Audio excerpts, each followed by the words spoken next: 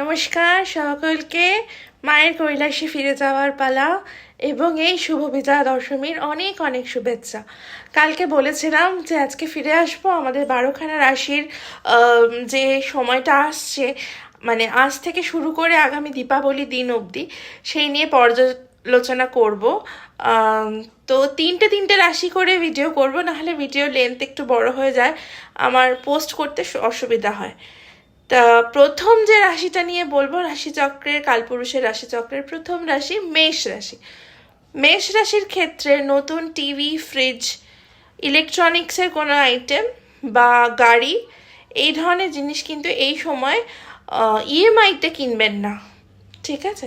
যদি কখনো কেনেন অনলাইন বা ইএমআই, এই দুটো, অনলাইনটাও কিন্তু মেনশন করে দিলাম, অনলাইনেও কিন্তু কিনবেন না। যদি একান্তই কিনতে হয় তবে কিন্তু আপনারা দোকানে গিয়ে ক্যাশ অথবা চেক পেমেন্টে কিনতে পারেন, ঠিক আছে? কারণ জানি এখনকার দিনে আমরা এই জিনিসগুলো ইএমআইতেই বেশি কিনতে অভ্যস্ত, বাট এই কদিন অন্তত দীপাবলি অবধি কিনবেন না।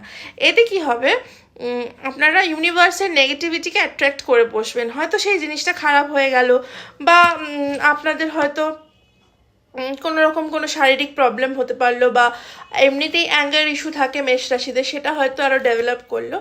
সেই কারণে মেষ রাশিদের ক্ষেত্রে এটা কিন্তু একটা সতর্কবার্তা রইল।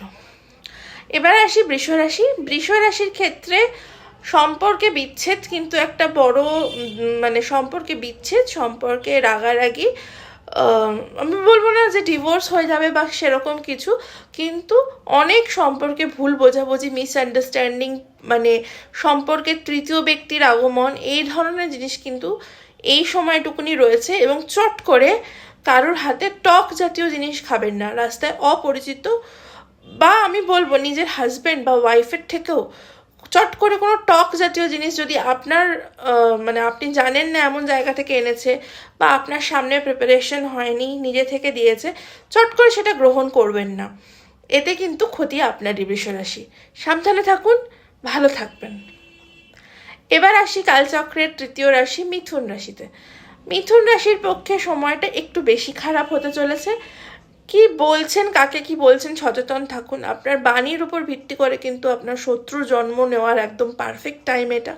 শত্রু বৃদ্ধি হবে, এবং কাউকে কিছু যদি খারাপ কথা বলে থাকেন মেপে ঝোপে বলবেন, কেন সেই মানুষটাই কিন্তু আপনার বিরুদ্ধে গিয়ে বিরুদ্ধচারণ করবে, এবং অনেক চান্স আছে কি সেই মানুষটা সফল হয়ে যাবে এবং আপনার কিন্তু দুর্দিন শুরু হবে। মিথুন রাশির কাছে আমার এইটাই অনুরোধ, নিজের কথা বলার ওপর নিয়ন্ত্রণ পূর্ণ রাখবেন এবং আশেপাশে সবাইকে ভালো রাখবেন, নিজে ভালো থাকবেন। নমস্কার।